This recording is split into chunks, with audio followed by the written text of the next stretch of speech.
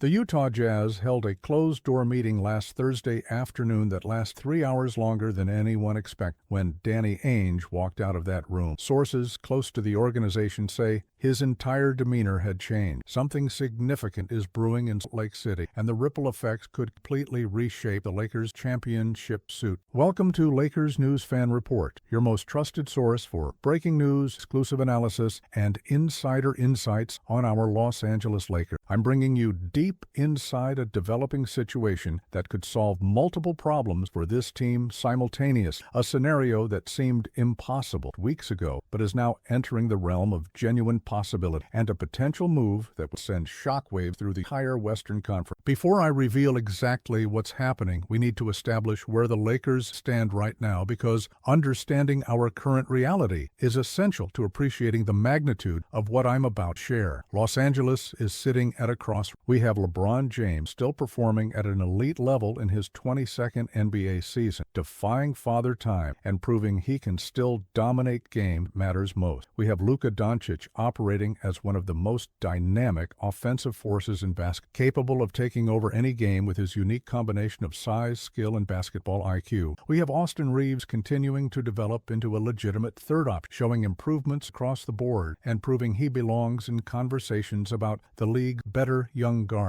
But here's the uncomfortable truth that every Laker, our current roster construction has glaring weaknesses that playoff-tested teams will absolutely exploit when the stakes get highest. Our defense has been inconsistent at best, catastrophic at worst. We rank in the bottom third of the league in defensive rating, and that's simply unacceptable for a team with champions. Our spacing on offense problematic when the ball isn't in LeBron or Luka's hands. We need more shooting, more size, more versatility on both ends of the floor, and most critically, we need impact players who can contribute immediately without requiring years of development or adjustment. Rob Pelinka understands this, why the Lakers have been aggressively exploring the trade market as February deadline approaches rapid. The names that have circulated in various reports paint a picture of an organization trying to find that fit. Giannis Antetokounmpo was discussed, but the asking price and contractual complication impossible. Trey Murphy III from New Orleans represents an intriguing option, but the Pelicans have shown zero willingness to move him despite their struggle. Keon Ellis from Sacramento has emerged as a more realistic target, a 3-and-D player who could help our defensive identity, though questions remain about whether he's truly a difference maker at highest level. The challenge facing Pelinka and the Lakers brass is finding a player who checks multiple boxes simultaneously. We need someone who can score efficient, particularly from three-point range, because spacing the floor for LeBron and Luka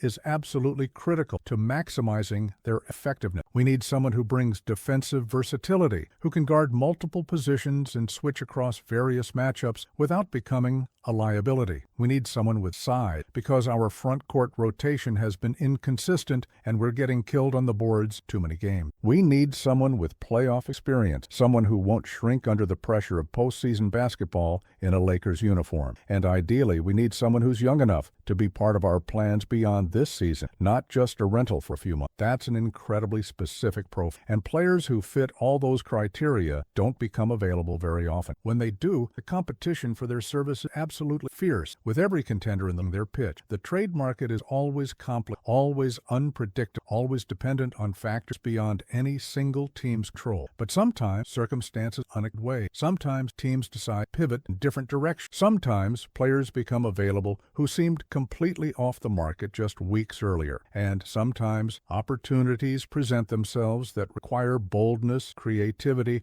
and willingness to take calculated risks. Which brings me to the player I need to discuss, the name that's been consuming my thoughts for the past week, the potential acquisition that would fundamentally transform this Lakers roster in ways that few other available players could match. We're talking about a 7-footer who can shoot lights out from three-point range, averaging over 40% from beyond the arc across multiple. We're talking about a player who can score from all three levels, who can post up smaller defenders, who can face up and attack closeout, who can spot up, knock down, catch, and shoot opportunity. We're talking about someone who averaged over 20 points per game last season on efficient shooting and has continued producing at a high level this year despite playing for a rebuilding team that's going nowhere fast. We're talking about a player who provides defensive versatility versatility despite his size, who can switch onto perimeter players in pick-and-roll coverage, who protects the rim with his length and instinct, who rebounds at an elite level on both ends of the floor. We're talking about someone who's only 28 years old, squarely in his prime, with multiple years of high-level basketball still ahead of him. We're talking about a player who has playoff experience from his time in Cleveland, who knows what it takes to compete for champ, who wouldn't be overwhelmed by the pressure of playing meaningful games in Los Angeles, and most importantly, we're talking about someone who's currently playing for a franchise that appears ready to fully commit to a youth movement and rebuild, creating a situation where acquiring this caliber of player might actually Lauri Markkanen, the Finnish sensation currently starring for the Utah Jazz while averaging 24.3 points and 8.7 rebounds per game this season. And yes, I'm completely serious about exploring the possibility of him landing in Los Angeles. Now I know exactly what many of you are thinking right now. The Jazz just extended Markkanen to a massive contract. Utah has shown no indication they're ready to trade him. Multiple reports have suggested the Lakers are out of the race for most major trade target. This seems like wishful thinking, fantasy basketball, rather than realistic roster. But stay with me here, because there's more to this story than meets the eye, and the path to making this happen is more viable than you might initially believe. Let's start with Utah's perspective, because understanding their motivations is crucial to assessing whether they'd actually consider moving Markkanen. The Jazz are currently sitting near the bottom of the Western Conference standings. They're 12-28 through their first 40 games, on pace for one of the worst records in the league. Their young players, Walker Kessler, Taylor Hendricks, and Keontae George, are showing flashes but clearly aren't ready to lead a competitive team. Their draft positioning for the 2026 NBA draft is becoming more valuable every day, and they're in prime position to land a franchise ultra prospect. Danny Ainge has built a reputation throughout his career for being willing to make difficult decisions when he believes they serve the long-term interests of his organization. Here's the critical question for Utah. Is Markkanen actually part of their champs? 28 years old, right? By the time the Jazz develop their young core and acquire enough talent through the draft and player development to compete seriously, Markkanen will be in his early 30s. That's not ancient by NBA standards, but it's also not his absolute prime anymore. The window of maximum value for trading Markkanen is right now, when he's producing at an all-star level, when his contract is relatively team-friendly compared to his production, when contending teams would be desperate to acquire someone of his caliber. If Ainge concludes that Markkanen doesn't align with their competitive timeline, if he decides that maximizing return now makes more sense than holding on to him for a rebuild that could take years, then suddenly a trade becomes much more plausible. The contract situation is actually more favorable than it initially appears. Markkanen signed a 5-year extension worth approximately $238 million, but that deal was structured with declining annual salaries rather than escalating ones. His current cap hit is around $42 million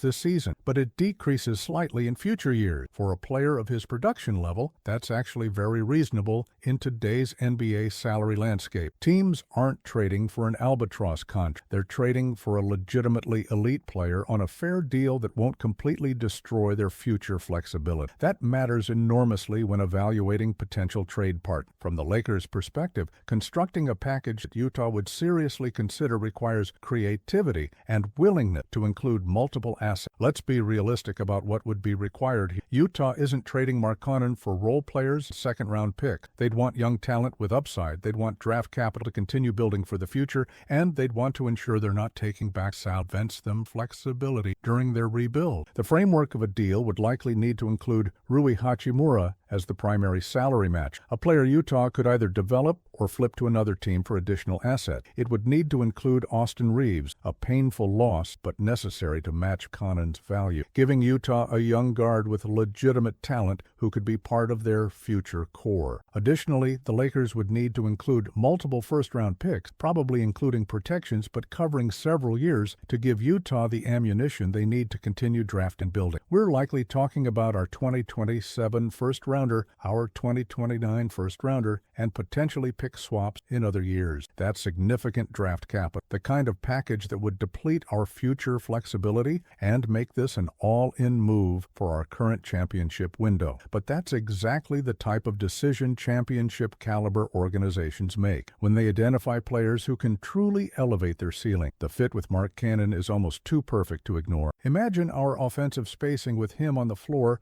alongside LeBron and Luka. Markkanen shooting 42% from three-point range this season on over 6 attempts per game means defenses absolutely cannot leave him open. That forces opponents into impossible defensive decisions. Do you help off Markkanen to provide extra support against LeBron driving to the basket? He'll make you pay with open threes all game. Do you stay home on Markkanen and play LeBron straight up? Good luck stopping one of the greatest drivers in NBA history with single cover. Do you double Luka and give up open looks? Markkanen will punish that repeatedly. The pick and pop possibilities, the drive and kick opportunities, the offensive sets we could run with that much shooting and playmaking would be absolutely devastating. Defensively, Markkanen solves multiple problems simultaneously. His 7-foot frame gives us the rim protection and rebound we desperately need. His mobility and footwork allow him to switch onto smaller players without becoming a complete liability, something that's increasingly essential in modern NBA. He averaged 1.2 blocks and 8.7 rebounds per game, this production that would immediately upgrade our front court defense and help us compete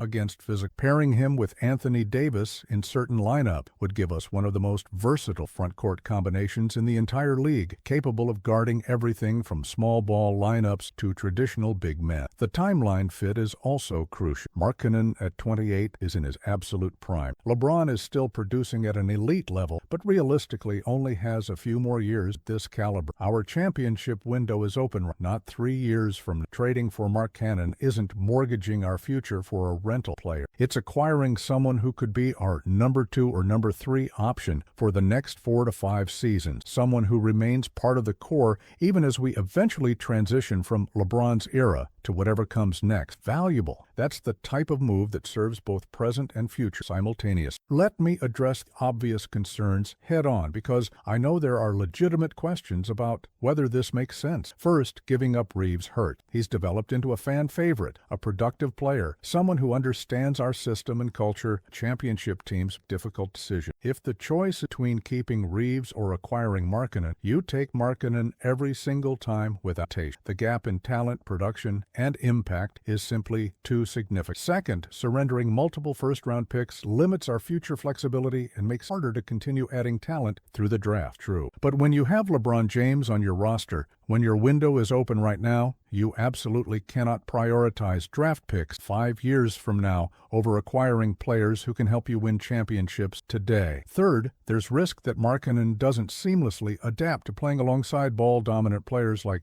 LeBron and Luka. It's fair. He's been the primary offensive option in Utah, and adjusting to a complementary role requires humility and willingness to sacrifice. But Markkanen spent time playing alongside Donovan Mitchell in Utah and Colin Sexton in Cleveland. He knows how to play off primary creators. His shooting ability and offensive versatility make him exactly the type of player who should theoretically fit anywhere. And with our coaching staff's ability to maximize talent and create optimal offensive systems, I have full confidence they could integrate him successfully. The competitive landscape also factors into this analysis significantly. The Western Conference remains absolutely loaded with championship-caliber teams. The Denver Nuggets with Nikola Jokic are always dangerous. The Phoenix Suns have assembled star power and are figuring out their identity. The Minnesota Timberwolves have shown they can compete with anyone when healthy. The Oklahoma City Thunder are ascending rapidly. Their young core, standing pat with our current roster, likely isn't good enough to beat all those teams in a 7-game playoff series. We need to upgrade. We need to add impact talent. Markkanen represents that upgrade in ways few other available players can match. The deadline dynamics also create urgency and opportunity. Teams become more willing to make deals as deadline approaches, and they assess realistic championship chances. Utah, watching their losses pile up and their draft positioning improve, might accelerate Ainge's willingness to engage seriously on Markkanen trade. Other teams that were considering pursuing Markkanen might pivot to different targets, reducing competition and giving the Lakers clearer path to closing a deal. February is when surprising things happen in the NBA. This is when bold general managers make legacy-defining moves. Rob Pelinka has the track record of being aggressive when opportunities present themselves, and this is exactly the type of opportunity he should be pursuing relentlessly. I also want to discuss the message this would send, both internally and externally. Internally, trading for Markkanen tells LeBron and the rest of the roster that ownership and management are all in on winning championships right now. It shows commitment to maximizing this window. It demonstrates willingness to make difficult decisions and surrender significant assets when the prize is raising another banner. Crypto.com arena. That type of organizational commit matters. It builds trust. It creates buy-in. I want to hear every perspective on this because this is exactly the type of consequential decision that defines franchises for years to come. Drop your detailed thoughts in the comments below. If this deep dive analysis gave you a completely different perspective on the Lakers' trade possibilities, if you want to stay ahead of every roster move and strategic decision this organization makes, subscribe to Lakers News Fan Report immediately. Hit that like button, smash that notification bell so never miss exclusive coverage, and share this video with every Lakers fan who needs to understand what's truly possible before the trade deadline. This is where serious Lakers fans get serious basketball analysis. This is where we break down the move that could define championship pursuit. Let's go Lakers, and I'll see you in the next video with more exclusive insider coverage you won't find anywhere else.